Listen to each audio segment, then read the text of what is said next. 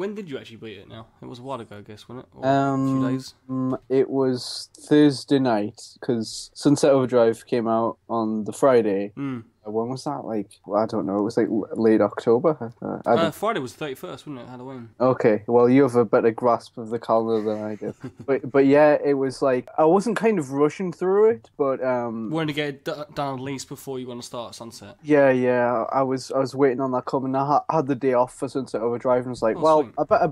I better try and at least do most of Bayonetta 2, but I started playing it at about, I don't know, like 11 o'clock at night, and I just played through the entire rest of the story, and I totally didn't plan on doing that, but Yeah. I must have finished it about 4 a.m. or something ridiculous like that. Yeah, did you do that same thing as me where you started playing it and you thought, I think I'm near the end. I might as well carry on going. Yeah, exactly. I did the same with the Wonderful 101. Right, yeah, And yeah. I was just sat there until about 3 in the morning. You just get that feeling of like, I feel like this is the climax of the game here. Yeah, kind of. I was just like really getting into it, and Yeah, same. like a kind of oh well, I just need to do a little bit more, and then unlike I'd say Bayonetta 1, it's not the chapters they're not as self-contained. It's just kind of one ongoing story that's rapidly moving, and Yeah, you're constantly jumping from piece to piece. Really, yeah, and it's not really like the split into locations. It's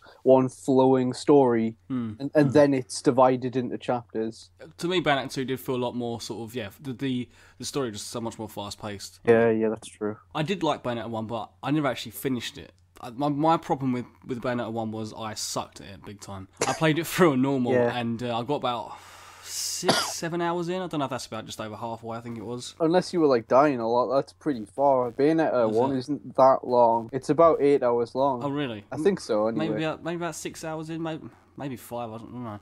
I didn't feel like I was anywhere near the end of the game anyway, at the time. Yeah, you must have been dying a lot then. My problem was, I should have just played it on easy. I probably would have enjoyed it more. And that's what I did with Bayonetta 2. I just started it through on easy straight away, and I enjoyed the game immensely. I had so much fun playing it. That's the thing with Platinum Games, is that, not that I'm saying that they're very, like, you know, like punishingly challenging, but they're not easy games. They usually have a bit of a tough learning curve. Yeah, and there's like a kind of a thing in games where, I don't know, it's like a badge of honor that you have to play it on at least normal. Yeah, I know exactly. I didn't. That's what I didn't want to do on the original Bayonetta. I didn't want to say, I have to play it on them. That's the way it's supposed to be played. I didn't want to have to drop it down. I was stubborn. I ended up not completing it. There's like I don't know, just a stubbornness about a lot of people who play games who are like, you must play it on at least this difficulty. But honestly, there is no shame in playing it on a lower difficulty. It was designed to be played in all of those difficulties. Yeah, exactly. It's the same game. You get the same content.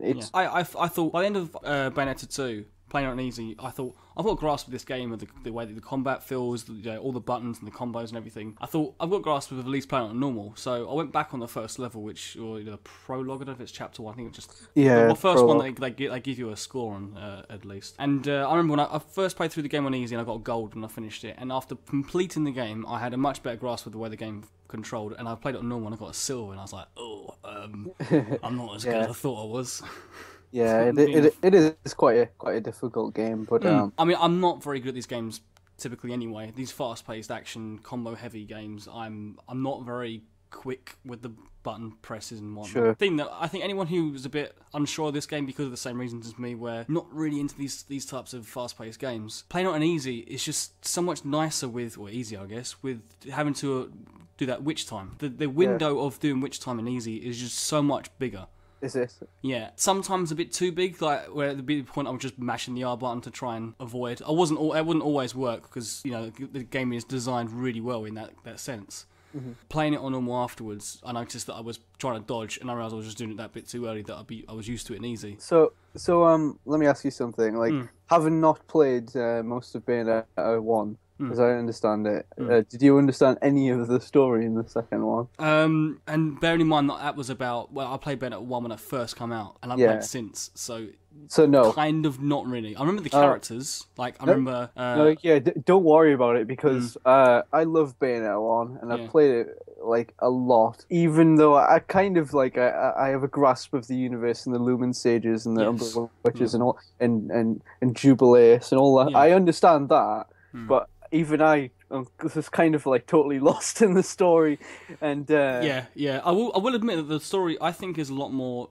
Even though it's bonkers, the story is very much more streamlined than the first one. You very much have a very specific goal. You have to rescue your sister. That is the goal, and stop this Lumen Sage in the way. Whereas the first one was just find out your identity, I guess, somehow. There wasn't as much of a strong, I guess, end goal. Maybe that's just me. I don't know if you felt the same way. Yeah, kind of. I know what you mean. There is like from a narrative perspective, there is like in terms of the setup, there is a more concise goal. You're going to get John. The way that it like very early on introduces you to her and all the characters, and then just puts you on your way of like this is what you have to do. You don't have to have a grasp, I don't think, of the first game to understand the second. I know a lot of people have been saying, should I play the first or should I play the second? It's just like if you've got that double pack, which by the way I'm proper jealous of you having that. That looks awesome. Yeah. But if you haven't got the first, then I wouldn't worry about having to go and get that. I think just start with the second is a fine enough sort of way to go about it. Sure, yeah. I think if you're absolutely forced, you then just go straight for the second one. But I would like personally say definitely play the first one, and that's just my opinion because I think you get a lot more out of the story. There is like I'm not sure if you would have picked up on this, Dan, but there is a big like kind of aha moment. That sounded a bit like Alan Partridge, but there is a moment or a few moments where stuff starts to make a lot more sense in the grander scheme of things. They start to answer a lot of the questions like where did this person come from, and like a lot of origin stories are kind of told. And I didn't really, the first time I played it, I didn't understand any of the story in Bayonetta 1. I just enjoyed it for what it was. But after playing the second one and playing the first one back a few times, I like have a much better grasp of the story. I think it's weird to think that Bayonetta 2 is like almost like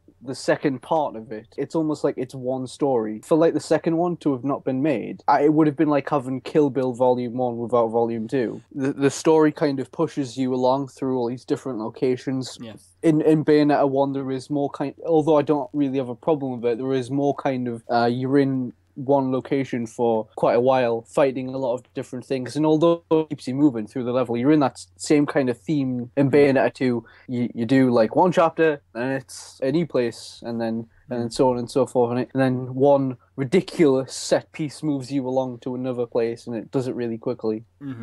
I was just say, would you think of the costumes in the second one? I know about the Star Fox one, but I don't really about any of the other ones. I'm not going to spoil it, but just playing the Star Fox costume on the last level was just really fucking cool. I can kind of guess what it is, given that I've played the final stuff now. Yeah, it makes me want more of that. Like, why didn't they make a Metroid stage if you played the Samus costume? Yeah. I guess it's just like that's just something they happen to have the time to do, and these things. A lot of people say that kind of thing, like, why didn't they do this? And it all just comes down. I'm sure they would have. It's not through lack of effort. It's just time. I'm not saying that you're saying that, but it just there is this kind of like a thing with people. I'm not sure if it's Platinum's best game, but it's so good. It like personally, I still prefer the 141. Yep. Yeah, like big fucking shock.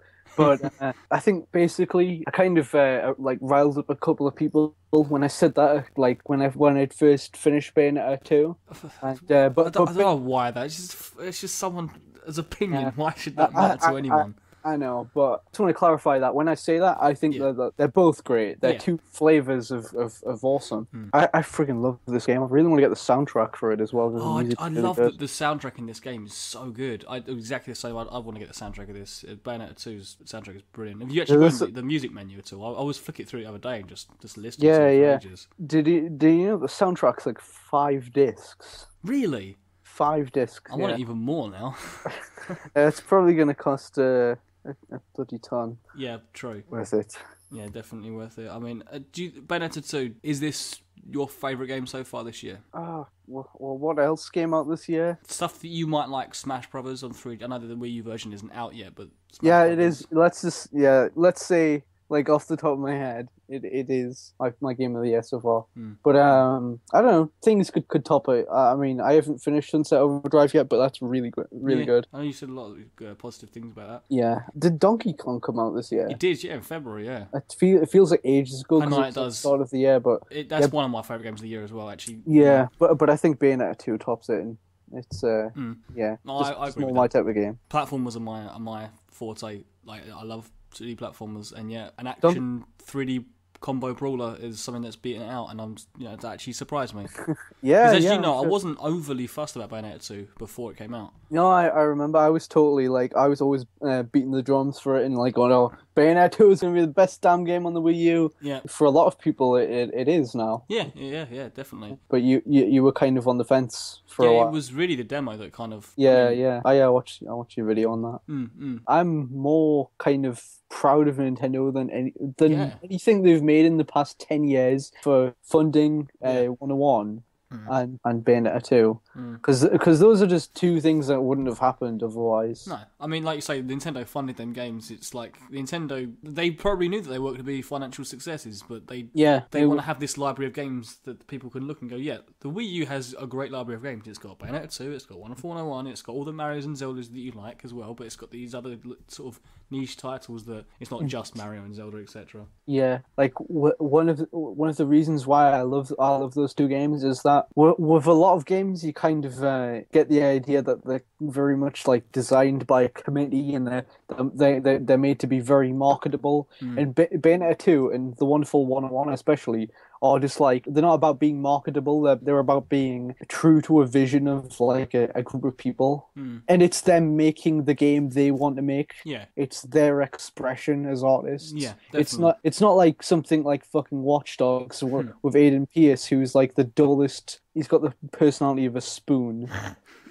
Whereas just like there is so much charisma in these games that if say like Activision or Ubisoft especially had made it, they would have just like trimmed all the edges off it and put some more clothes on Bayonetta. And... Well, that's another thing. Like with the whole Nintendo thing, I think 15 years ago, yes, Nintendo. If this was the game that was pitched, then they'd be like, yeah, that's cool, but can you just cover her up and not have her over as sexualized as she is? Like, I think Nintendo are much more open to things like this nowadays, and I think that's great, honestly. That was quick. Did you get everything? Forgot the caviar. You think they're still open?